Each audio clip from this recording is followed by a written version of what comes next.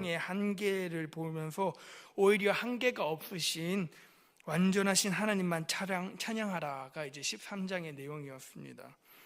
이 12장, 13장의 험악한 내용인데 이 험악한 내용이 15장, 16장에도 또 나옵니다. 그런데 그 사이에 오늘의 14장이 있습니다. 박해를 이겨낸 14만 4천 명의 성도에 관한 이야기입니다.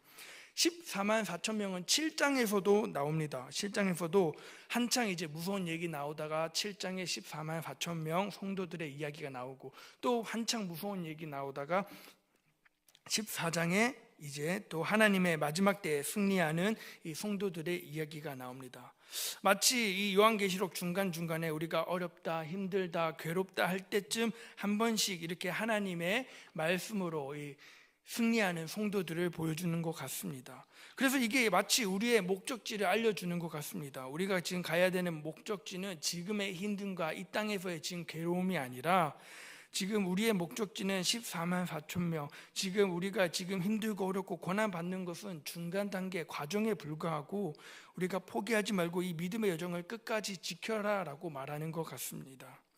그런데 이 14장에서는 14만 4천 명이 누구인지 나옵니다. 이 누구인지가 중요한데 오늘 1절 말씀을 보면 또 내가 보니 보라 이렇게 시작을 합니다. 이 요한계시록의 특징이 뭐냐면 요한이 내가 보니 하면은 이제 화면이 전환됩니다. 사건이 전환됩니다. 내가 보니 바다에서 짐승이 올라오는데 이렇게 13장에서부터 얘기가 나옵니다. 그리고 13장 11절에서도 또 땅에 짐승이 올라옵니다. 바다에서 짐승이 올라오고 땅에서 짐승이 올라오고 계속 이 절망적인 시점에서 우리는 이걸 보면서 세상이 끝났구나. 요한계시록만 보면은 우리 지금 말세를 살아가고 있고 또 여러 가지 뉴스만 보아도 계속 안 좋은 이야기만 들리고 내 인생의 마지막인가 하면서 절망하면 안 됩니다. 왜냐하면 이렇게 마지막 때에 짐승과 용이 나타나고 12장엔 용이 나타나고 13장엔 두 짐승이 나오고 이렇게 한창 세상을 휘젓는 이야기가 나오지만 오늘 보니까 14장에 어린 양이 시온산에 서 계신다라는 말씀이 나옵니다. 즉 어린 양이 최후의 승자라는 것입니다. 최후에 이기신 분은 저분이신데 저분이 누구냐? 바로 예수님입니다. 그런데 이 예수님 혼자 서 계십니까? 그게 아닙니다. 그와 함께 14만 4천 명이 서 있습니다. 그러니까 그와 함께하는 이 14만 4천 명, 우리의 최종적인 승리는 어디냐면 예수님과 함께 시온산에 서 있는다라는 것입니다. 근데 그들의 이마에는 어린 양의 이름과 그 아버지의 이름 쓴 것들이 있더라 그랬습니다. 아무리 용과 이 두 짐승이 뭔가 득세해 보여도 예수님은 이미 우리와 승리하셨습니다. 그러실 줄 믿습니다.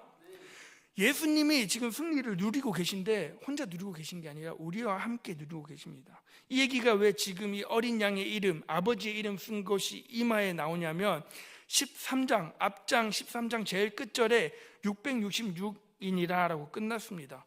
짐승의 표를 안 받으면 이 짐승의 표를 안 받으면 매매를 못 합니다. 사고 받고를 못 합니다.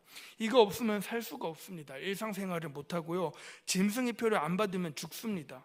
그런데 지금 이 표를 안 받아도 된다라고 얘기합니다. 왜냐하면 그 이마에 어린 양의 이름과 아버지의 이름을 쓴 사람들이 이렇게 많기 때문에 666을 안 받아도 된다. 그래서 그 안 받으면 큰일 나고 그 주의 이름을 받은 사람이 훨씬 더 많다. 14만 4천 명 하나님의 백성들이 있다라고 상징적으로 보여주는 것입니다. 그런데 여기서 이제 중요한 단어가 나옵니다. 바로 그와 함께입니다. 그와 함께. 어린 양도 중요하고 14만 4천 명도 중요하지만 제일 중요한 것은 그와 함께입니다. 그와 함께 있다라는 무슨 말이냐면 그와 함께 운명을 갖는다라는 것입니다. 가지고 간다는 것입니다. 그냥 어린 양이 그냥 어린 양입니까? 아니잖아요. 죽임 당한 어린 양입니다. 죽임 당하셨는데 하나님이 그를 살리셔서 부활시키셔서 죽임 당한 어린 양이 최후의 승자가 됩니다. 그러면 이 14만 4천 명, 그와 함께 있는 14만 4천 명은 누구일까요? 함께 죽임 당한 사람들입니다. 죽임 당했지만 하나님이 살려주신 사람들입니다. 예수님은 유일한 열매가 아니라 첫 열매입니다. 부활의 첫 열매라는 말은 무슨 말이냐면 그분이 가신 길을 우리도 가게 되어 있다라는 것입니다. 죽었는데 그냥 죽는 게 아니고 믿음으로 죽은 것입니다. 그리고 예수님이 우리를 살려주십니다. 그래서 우리가 죽임당한 어린 양과 함께 시온산에 오를 때, 그때가 마지막 때입니다. 근데 이단들은 뭐라고 하냐면, 너는 살아서 14만 4천 명이 될 거야, 너는 그대로 들림 받을 거야, 이렇게 얘기합니다. 근데 재밌는 거는 이 휴거 이야기가, 들림 받는 이야기가 요한계시록에 한 번도 나오지 않습니다. 우리의 성경은 한 번도 우리에게 환난의 때에 너는 하나님께 들릴 거야, 걱정하지 마라, 이런 부분이 한 번도 나오지 않습니다. 오히려 도리어 이 땅에서 믿음을 지키기 어렵다라고 성경은 말합니다. 믿음을 지키면 살 수가 없습니다. 13장 말씀처럼 표를 안 받으면 장사를, 매매를 할 수가 없고 생업이 안 되는데, 먹고 살 수가 없는데, 짐승의 표를 받지 않으면 죽어야 되는데, 그러면 죽으라는 이야기잖아요. 믿음으로 살 수 없으면 믿음을 포기하고, 믿음으로 살려면 사는 걸 포기해야 된다라고 말합니다. 어떤 걸 선택할 것이냐라는 겁니다. 이것이 오늘의 핵심입니다. 14만 4천 명 너무 좋죠. 그곳에 들고 싶죠. 하지만 거기에 드는 방법은 이 땅에서 운 좋게 들림 받는 게 아니라, 이 땅에서 믿음으로 살다가 이 땅에서 믿음으로 내 인생을 완성하는 것입니다. 내 삶이 이 땅에서 죽고 하늘나라에서 사는 것, 죽임 당하신 어린 양과 함께 사는 14만 4천 명인 것이죠. 이 당시에 요한의 시대 때 그랬습니다. 이 사람들도 본인들이 죽기 전에, 나 죽기 전에 예수님이 올 거라고 생각을 했습니다. 그러니까 나는 살아서 천국 간다 생각을 했습니다. 그런데 2000년이 지났습니다. 그 안에 믿던 사람들 다 죽었습니다. 우리라고 다를까요? 우리는 항상 그렇게 생각합니다. 우리는 초대교회인들처럼 안 죽을 것이야, 나는 살아있을 때 14만 4천 명이 들어갈 것이야. 그런데 그걸 보장할 수 있습니까? 우리는 오히려 믿음의 죽음을 준비해야 합니다. 내가 믿음으로 죽어 주 안에서 다시 사는 것을 기대하셔야 합니다. 내가 살아있을 때 나는 안 망할 거야, 어떻게든 견뎌서 내가 천국의 주인공이 될 거야 하는 것이 아니라, 요한계시록 13장 8절 말씀, 앞장 8절 말씀을 보시면 죽임당한 어린 양의 생명책에라는 말이 나옵니다. 어린 양의 생명책인데 죽임당했다고 말합니다. 이게 굉장히 모순적인 말 아닙니까? 생명책이면 살아있어야 되는데 죽임당했다고 말합니다. 죽임당한 어린 양의 생명책에 이름이 써 있어야 된다라고 말합니다. 그러니까 이 생명책에 이름에 들어가려면 죽어야 된다라는 것입니다. 죽임당한 어린 양의 생명책에 써 있으려면 죽임당한 어린 양의 사람이 되어야 된다라는 것입니다. 창세 이후로 이름이 기록되지 못하고 이 생명책에 기록되지 못한 사람들은 다 이 땅에 사는 사람들, 생명책에 기록되지 않은 사람들은 이 땅에 사는 사람들인데, 그 사람들은 다 짐승을 경배하는 사람들이다라고 성경은 말하고 있습니다. 사랑하는 동관교회 성도 여러분, 우리는 결정을 해야 합니다. 이 땅에 살려면 짐승에게 경배를 해야 됩니다. 안 하면 못 삽니다. 그러면 뭘 포기해야 되냐? 짐승한테 경배하는 걸 포기할 거냐? 이 땅에 사는 것을 포기할 것이냐? 둘 중 하나는 포기해야 합니다. 그런데 사람들은 말합니다.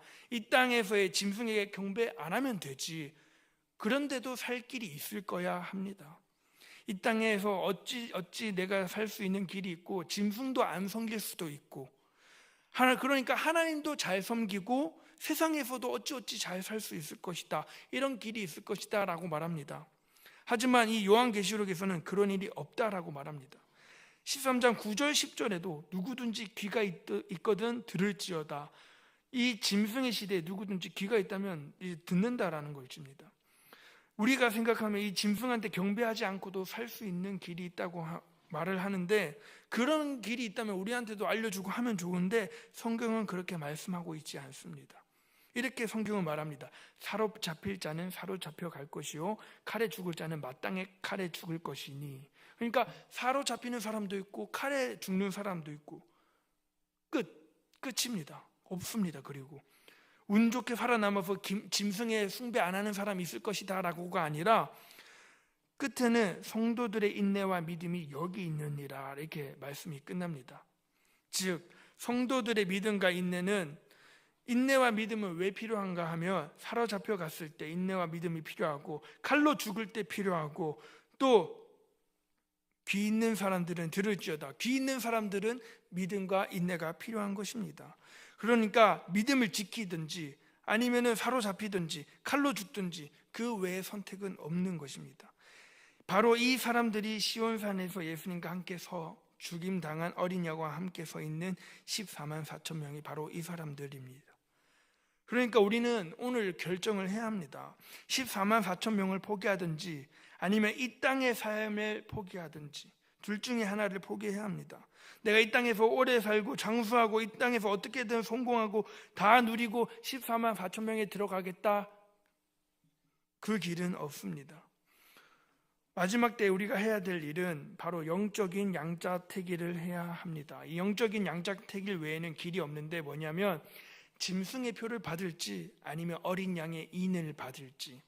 이건 쉽습니다. 당연히 짐승의 표를 받으면 안 되지, 어린 양의 인을 받아야지 라고 얘기하는데, 어린 양의 그 죽임당한 어린 양은 약해 보입니다. 우리가 볼 때 짐승은 강해 보이고 멋져 보이고 매력적이고 다 가진 것 같고 그 표를 받으면 다 살 수 있고 마음껏 살 수 있고 떵떵거리며 살 수 있고 이 땅에서 내가 다 누릴 수 있는데, 그 길은 굉장히 매력적어 보이는데 하나님만 안 믿으면 되는데, 어린 양의 인을 받으면 죽임 당해야 되고요, 어린 양의 인을 받으면 나도 죽어야 되고요, 짐승의 표를 받으면 육은 사는데 영은 죽습니다.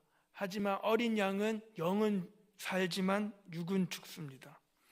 우리 사랑하는 동안교회 성도 여러분은 어떤 것을 선택할 것입니까?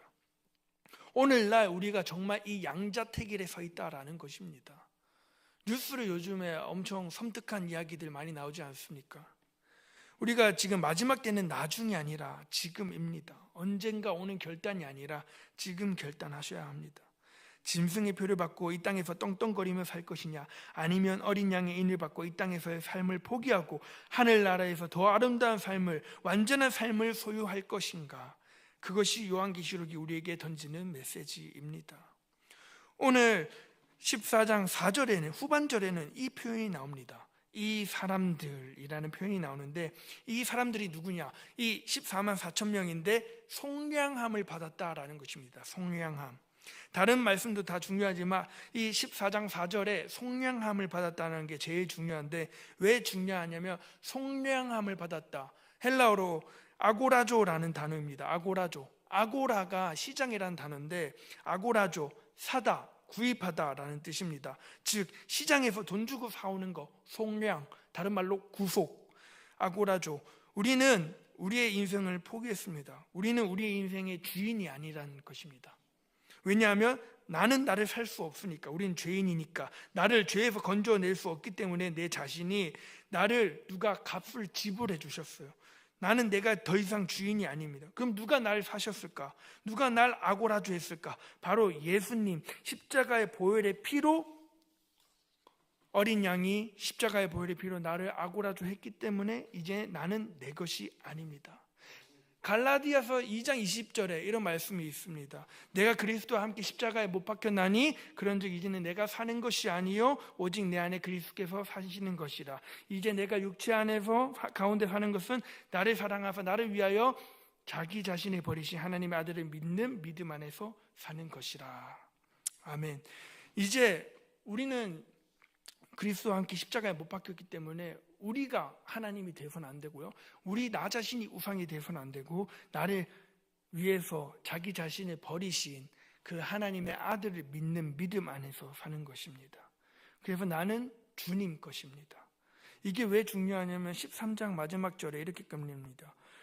666, 이 표가 없으면 매매를 못한다. 매매를 못한다는 것은 내가 주체가 되어서 살 수 없다라는 것입니다. 그런데 그런 매매를 못하는, 짐승의 표가 없기 때문에 매매를 못하는 우리를 예수님께서 사셨어요. 그러니까 우리는 짐승의 표가 없어도 살 수 있는 것입니다. 예수님이 우리를 매매해 주셨기 때문에. 마지막 때 14만 4천 명은 내가 나를 구원하는 자가 아니라 예수님이 나를 속량해 주셨기 때문에, 나를 구매해 주셨기 때문에 예수님이 주인 되시는 그 사람이 마지막 날에 살아남은 14만 4천 명이 되어 주님과 함께 영광을 누릴 사람들이라는 것입니다. 그리고 14장 13절 말씀을 보시면 이런 말씀이 나옵니다. 또 내가 들으니 하늘에서 음성이 나와 이르되 기록하라. 장례식 가서 많이 듣는 말씀입니다. 열심히 기록하고 있는데 또 기록해라. 이 말은 뭐냐면 그만큼 중요하다라는 말씀입니다. 무슨 말이냐면 지금 이후로부터 주 안에서 죽는 자들은 복이 있도다 하시매, 이 말은 뭔가 어떻게 죽어서 주 안에서 죽었다 이렇게 그냥 가볍게 이야기할 얘기 아니라, 여기서 말하는 주 안에 죽은 자들은 뭐냐면 주님밖에 의지하며 살 수 없는 사람들이 주 안에서 차라리 죽음을 선택한 사람들입니다. 주님을 외면하고 사는 게 의미가 없어서 어떻게든 주님을 끝까지 믿고 버티다가 죽은 사람들, 그 사람들이 주 안에서 복이 있다라고 말씀하고 계십니다. 그런데 여기서 누가 그것을 증언하냐면 성령님이 나타나십니다. 성령이 이르시되 그러하다 이렇게 말씀하고 계십니다. 신기한 것은 뭐냐면 여기에 성부, 성자, 성령님이 다 등장합니다. 14장 13절에 하늘에서 음성이 들려오는데 이 음성 하나님의 음성이죠. 성부 하나님. 그리고 그것을 주 안에서 죽는 자들이 복이 있다, 주님, 예수님이 등장하죠. 그리고 그것을 증언하시는 성령님이 등장하십니다. 즉 이 삼위일체가 등장하면서 그분이 누굴 응원하냐면 이 죽은 그 사람 14만 4천 명, 죽임당한 어린 양과 함께 시온산에 오른 그 사람들을 응원하고 있습니다. 그들의 수고를 그치고 쉬리니, 즉 우리의 죽음에 대해서 새로운 이해입니다. 우리는 죽음하면 두렵고 무섭고 죽고 싶지 않고 절대 오면 안 된다고 생각하는데, 성경은 뭐라고 얘기하냐면 삼위일체가 말씀하시는데 그들의 수고를 그치고 쉬는 거다라고 얘기합니다. 이 땅에서 믿음에 지켰기 때문에, 목숨을 다해 믿음을 지키며 산 사람들 이제 수고했다라고 얘기하고 있습니다. 이제는 쉬어라 이렇게 얘기하는 것입니다. 이게 죽음이고 이게 순교고 이게 하나님과 아름다운 하나됨입니다. 그런데 우리는 오히려 나는 죽지 않으려고 합니다. 내가 죽으면 큰일 나고 내가 죽으면 교회가 망하는 줄 알고 내 욕심대로 살아가고 싶어하는 그것은 믿음의 완성이 아닙니다. 그들의 수고를 그치고 쉬라, 그 뒤에 뭐라고 얘기하냐면 이는 그들의 행한 일이 따름이라 하시더라. 행한 게 있어야 됩니다. 그 행한 게 없이 그냥 죽으면 우리의 인생은 완성된 게 아닙니다. 그 행한 게 뭐냐면 믿음을 지키다 죽어야 합니다. 믿음을 지키다 죽는 것, 그것이 끝까지 믿는 것입니다. 뭔가 우리가 공산국가에 가서 뭔가 일부러 죽어라 이게 아니라, 믿음을 지키다가 끝까지 지키다가 죽으면 그것이 하나님께 그리고 성령님께 예수님께 응원받고 칭찬받는 일이라라고 14장 13절은 말하고 있습니다. 사랑하는 동강교회 성도 여러분, 믿음을 완성하는 것은 성도의 삶과 죽음입니다. 죽음이 완성입니다. 죽음은 비참한 것이 아니라, 죽음은 차디찬 땅속에 들어가는 것이 아니라 죽음은 믿음의 완성입니다. 그래서 삼위일체 하나님도 인정해 주시는 거죠. 삼위일체 하나님도 우리의 믿음의 완성을, 죽음을 축하해 주시는 것입니다. 그래서 죽음에 대해서 다른 시각이 필요합니다.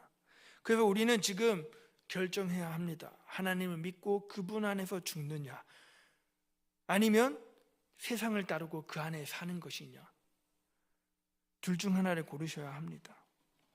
근데 우리는 영원히 살 수 있다면 사는 것을 선택하겠죠. 근데 영원히 살 수 없습니다. 이 땅에서 언젠가는 죽어야 됩니다. 그렇다면 죽음을 잘 준비하는 자가 지혜로운 것이겠죠.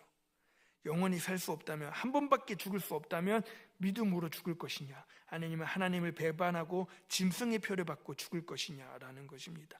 짐 엘리엇 선교사님이 이렇게 말씀하셨죠. 영원한 것을 위해 영원하지 않은 것을 포기하여라. 이 요한계시록에 와서 이 말씀들이 사실은 예수님께서 말씀하셨습니다. 누가복음 9장 24절 말씀인데 제가 한번 읽어보겠습니다. 누구든지 제 목숨을 구원하고자 하면 잃을 것이요, 누구든지 나를 위하여 제 목숨을 잃으면 구원하리라. 아멘. 엄청 선명하게 예수님께서 말씀하셨습니다. 마치 요한계시록을 압축해 놓은 말씀 같습니다. 이 오늘의 결론, 14장의 결론입니다. 요한계시록은 어떤 책이냐면 마지막 때의 성도의 승리를 보여줍니다. 예수님과 함께 시온산에 서 있는 14만 4천 명, 굉장히 멋있어 보입니다. 그런데 그분은 죽임당한 어린 양이고 거기에 있는 우리도 믿음으로 죽은 사람들입니다. 그리고 하나님이 살리신 사람들입니다. 그래서 짐승의 표를 받은 자는 살지만, 이 땅에서 살 수 있지만 죽은 사람들이고, 하나님이 그 어린 양의 인을 받은 사람은 이 땅에서 죽었지만 하늘나라에서 영원히 사는 사람들입니다. 짐승의 표, 거부하면 죽습니다. 사로잡혀 가든지 칼에 죽든지 그 외에 다른 방도가 없습니다.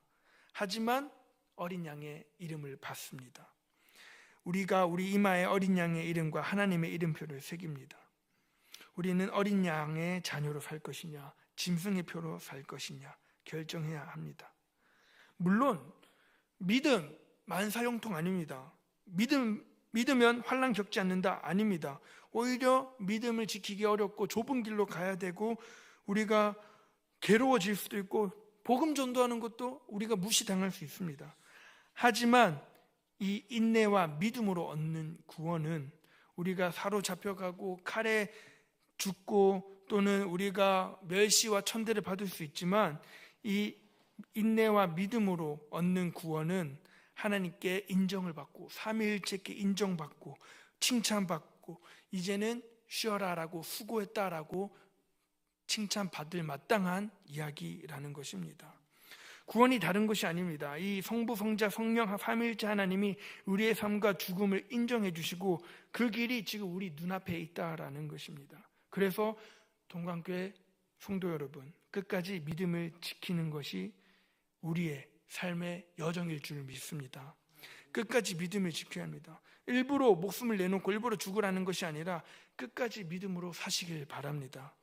이 결단을 우리가 지금 하는 것입니다. 나중에 죽기 직전에 내 인생을 돌아보고 내가 믿음으로 살았나 못 살았나, 하나님 그래도 마지막 순간까지 믿음으로 하나님 잘 살았죠라고 얘기할 수 있는 우리 동강교회 성도 여러분들이 되시길 소망합니다.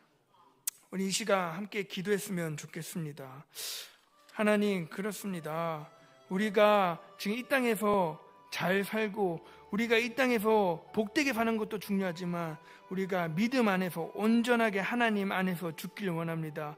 오늘 우리가 믿음 안에서 온전히 살게 하여 주시옵소서라고 기도하셨으면 좋겠습니다. 또한 우리가 오늘 주신 말씀을 가지고 기도하면 좋겠습니다. 사랑 나눔 바자회와 교육부서 친구 전도를 위해서 기도해 주시고, 동강교회 비전과 담임 목사님과 원로 목사님 그리고 교육자들과 직분자들을 위해서 기도해 주시면 좋겠습니다. 그리고 암으로 투병하시는 분들이 계십니다.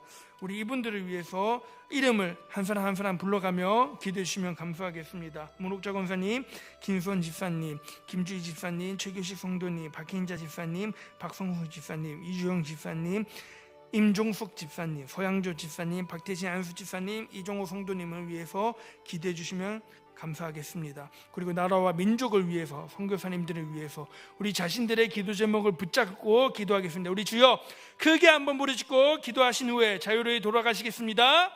주여